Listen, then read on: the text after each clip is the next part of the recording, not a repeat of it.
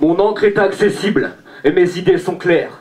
Des mots simples et percutants et un message audible. Je garde les pieds sur terre et mon vocabulaire est pertinent. Donc, j'ai simplifié mes dires pour être compris par chacun. Car la poésie se partage et elle se vit et ce n'est rien de le dire. Alors je me suis forcé d'écrire sur vos chemins pour ne laisser personne dans l'incompris. J'ai prosé sur le haut des bâtiments et j'ai déposé quelques rimes sur les carreaux des HLM. Des mots volants qui se sont posés sur certains toits pour donner de l'imagination aux rêveurs de sentiments qui marchent le regard vers le ciel ou pour ceux qui prient pour Dieu mais jamais ne le voient. J'ai écrit des poèmes sous les ponts et sur les trottoirs et mon encre a coulé le long des caniveaux. J'ai aussi glissé quelques phrases sur les pavés comme un message d'espoir pour ceux qui passent leur vie sur le carreau, qui dorment dehors et n'avaient plus rien en quoi espérer. J'ai déposé mes rimes dans les halls des cités, j'ai mis mes crans verlants sur les murs des caves et des couplets façon hip-hop sur des marches et dans des ascenseurs. Pour la population qu'on dit sans avenir ou immigrée et pour ces jeunes que l'école gave, j'ai graffé des conseils alphabétiques mêlant d'être moralisateur.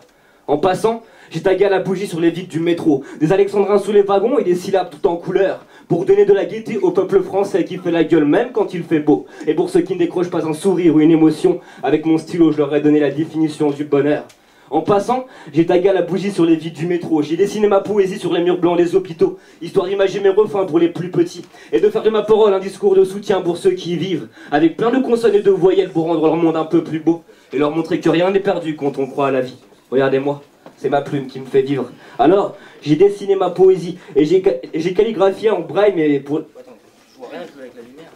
Alors j'ai dédicacé des vers en braille pour les malvoyants. Et sur le mur du silence, j'ai calligraphié en langage des signes mes écrits pour les sourds et muets. Juste pour donner un peu plus de force à ces combattants, qui sont les derniers à se plaindre sans prévoyance, et qui auront toujours de ma part la preuve d'un grand respect. J'ai colorié des strophes entières sur des chars de combats à l'étranger, à la peinture blanche et compréhensible dans tous les pays, afin que notre partage passe les frontières, pour convaincre ces enfants de ne pas devenir des guerriers, et faire en sorte d'aider les plus démunis. Le dernier coup, j'ai griffonné sur chacune de vos semelles, comme pour laisser ma trace ou mon empreinte, afin que ceux qui vous suivent dans votre dos soient ralentis par la lecture d'une poésie nouvelle, comme une envie de partager sans crainte l'amour des mots. Car j'ai une encre indélébile et des idées bien claires, avec des mots simples et importants construits sur un message loin d'être débile. Je garde les pieds sur terre et un ego peu dérangeant. Puis, j'ai simplifié mes dires pour être compris par chacun, car la poésie se partage et elle se vit et ce n'est rien de le dire. Alors je me suis forcé d'écrire avec mes deux mains, pour ne laisser personne dans l'incompris. Et même si chacun a sa méthode et sa technique, moi j'ai choisi la poésie, car elle est destinée à tous et à personne en même temps. C'est un art qui attire la polémique et qui fait réfléchir aussi.